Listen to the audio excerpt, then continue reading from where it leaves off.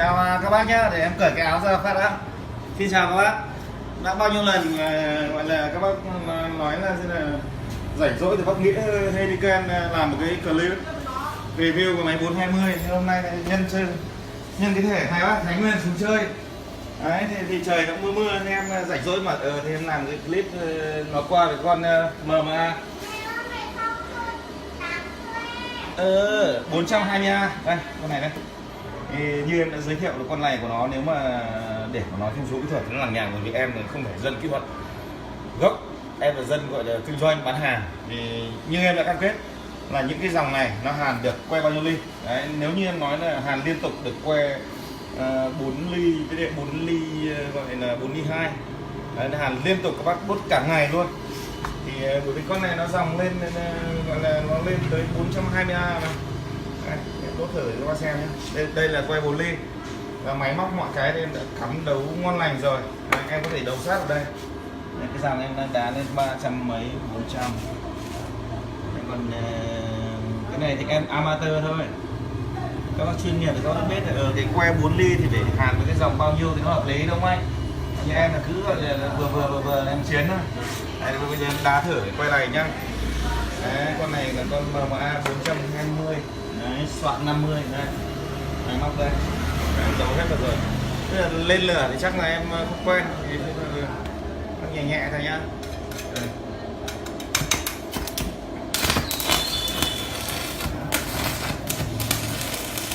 Đá luôn.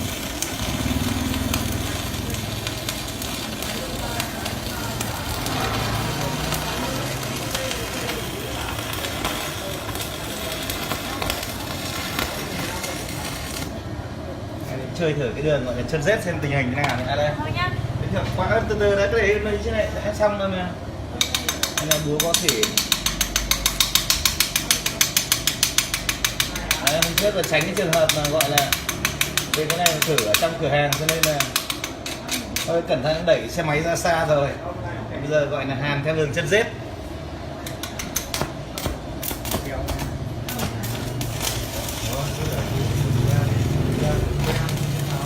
Thử hẳn que chứ anh. Lửa như thế này đã được chưa anh ơi? Hộp quang như thế này được chưa? Hay là phải kéo lên gì nữa? Anh nhìn thế nào thì được. Đó. Lúc mà hàng là chán luôn.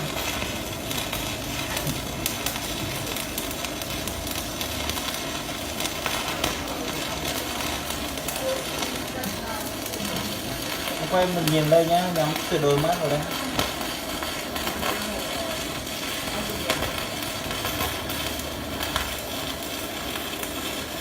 Anh hàn xong que này thì lúc em lấy một que mới đốt thử để mình biết chất lượng máy xem như tình hình như thế nào.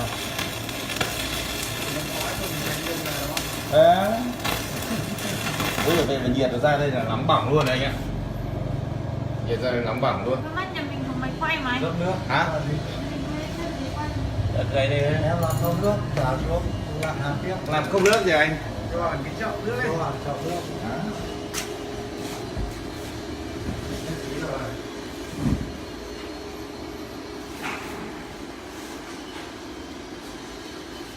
Cái này ngoài kia là không có tư Bắt đầu thoải mái thôi.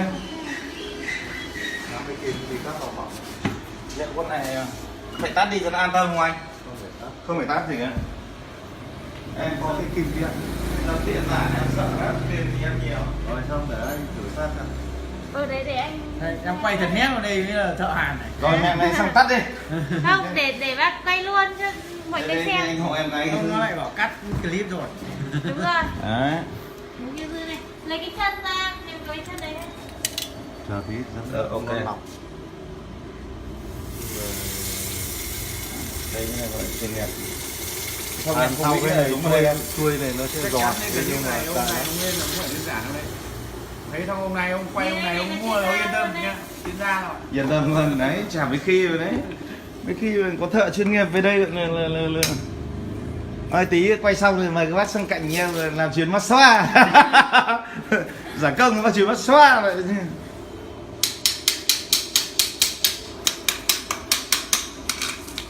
Thì bỏ đây đây nó oách chứ lại.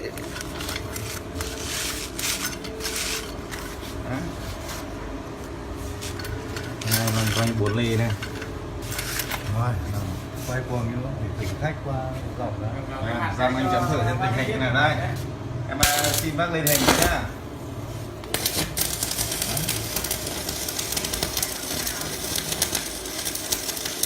Đây là bảo khói u. Quán lấy đâu? Nhưng mà theo anh thì cái đau mắt thì nó do khói hay là do ấy anh?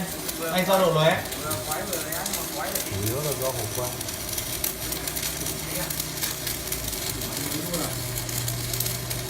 Đã sao kia phải lên mấy cái kính dâm để tôi xem tình hình thế nào. Bên này nhá. Chị mà quay cái mặt cái cửa hàng nó có mai cái gì mà ở trên mạng trên để có cái ông này về đây mua hàng có cái bánh hàng đúc Dạ có mà. cái hàng nước mà không bỏ có cái nằm đây mua hàng là cũng là cái tách tách cũng được nhưng mà không có lại còn có một cái gì để nó bảo là gì cái cơ vào thì cái mua hàng nó cái dốc bình thường này vào Cái đấy nó phải có khí đỏ vặn đấy. đấy cái khí là phương pháp phải À không ạ, con đấy là khí A không? khí đây nó đồng thời luôn vào thế thì cái mối hàng nó rất mịn mà Cái khí đấy nó thay cái thuốc này. Đấy, con này đốt hàm que hay đốt gấu.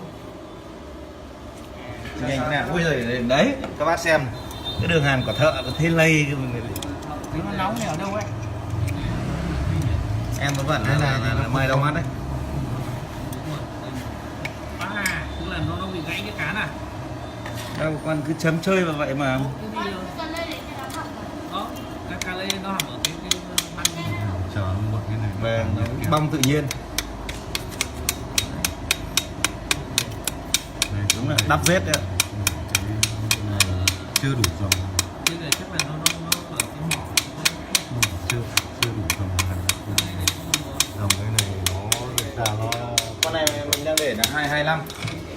225 thì nếu đủ dòng thì nó tầm khoảng bao nhiêu hả anh? nếu dòng chuẩn như máy của anh giờ máy ở nhà anh chỉ đặt theo cái này là mỗi một ly. Tức là anh đặt mức là 225 thì anh. 1 ly nhân với 4 40 Tức là 44 44 16 16 để dòng 160A. Nên nó còn theo cái vật liệu này. Nhưng mà con này đặt dòng như thế này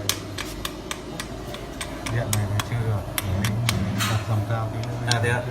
Đây bác cứ đặt thử này. nó lên 300 này nhưng con này